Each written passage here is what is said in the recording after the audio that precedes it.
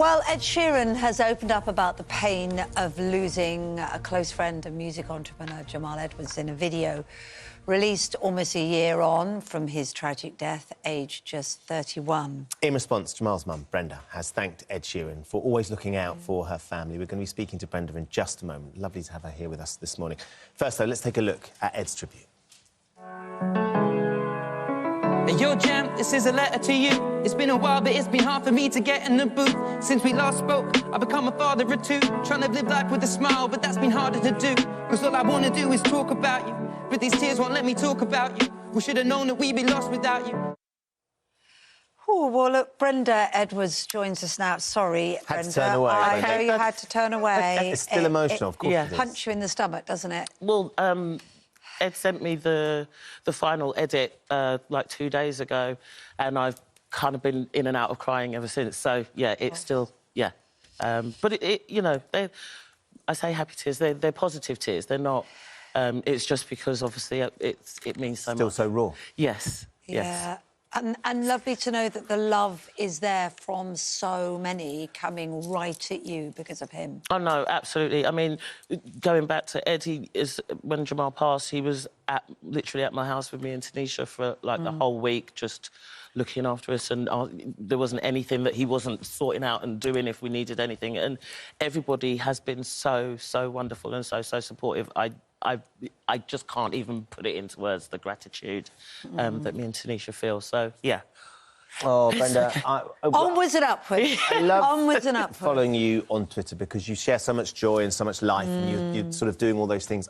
You tweeted the other day, I think it was yesterday, saying you can't believe it's nearly a year. I know. I mean, 20th of February, I think because I've been so busy since last year, I literally have not had a break. And so they say if you keep busy, then, you know, time flies when you're kind of having fun, but time flies when you're busy also. So, and taking your mind off all those other things. But the reality of it is still there for you. And I'd imagine that the fact that there is sort of the marking of this, and I know that Ed's got an exciting thing that he's going to put on SBTV as well tonight at 8 o'clock. Well, that was a clip. That's a teaser, the whole video, because it's the first F64 that SBTV's doing coming back, and to have Ed launching that, knowing their relationship.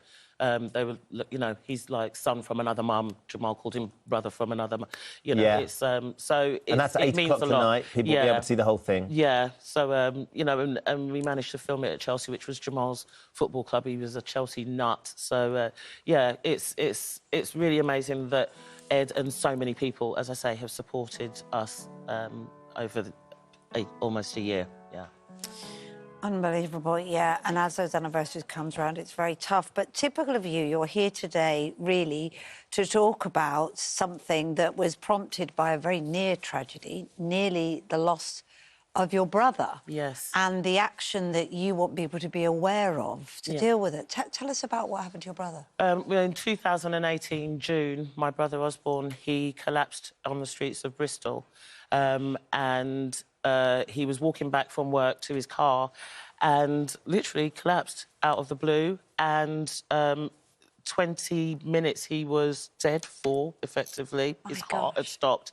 Thankfully, luckily, there was a stranger, a passerby, that knew exactly what to do and gave him CPR until the air ambulance came and lifted him to the hospital. But, yeah, 20 minutes his heart had stopped for, and then he had to have an operation, and he's now got an ICD fitted, which is basically like a defibrillator fitted in, so if anything happens, then it gives a pulse to his heart. And it's one of those things, Brenda, isn't it, that I think all of us at some point in our lives have had some sort of first aid training. We all have seen the adverts delivering CPR. We all kind of know what defibrillators are.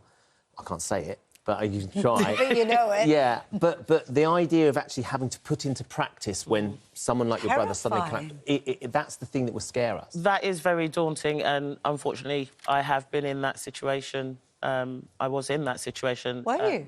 Well, with Jamal.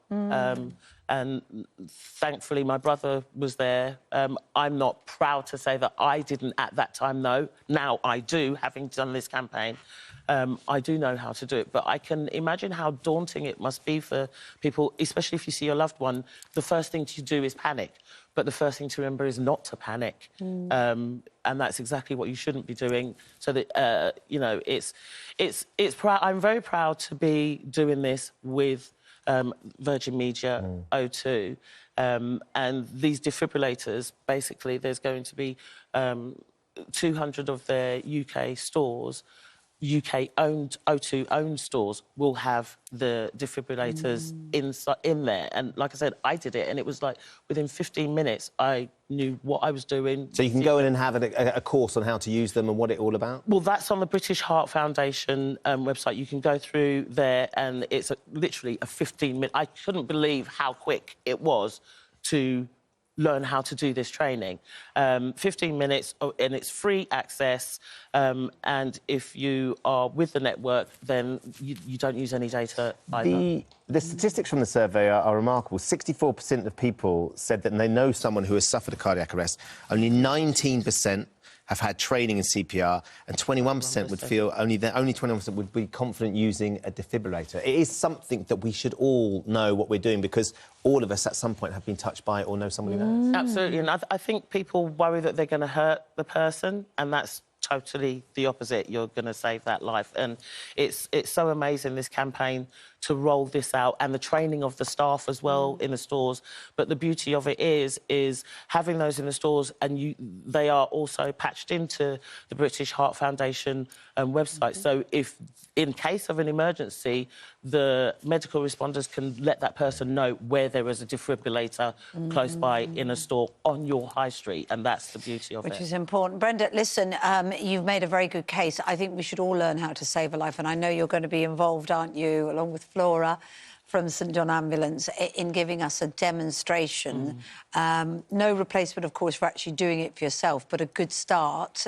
So we're going to do that in just a moment. I think we're going to reconvene over on the other side of the studio, and Des, in the meantime, is going to give us the weather.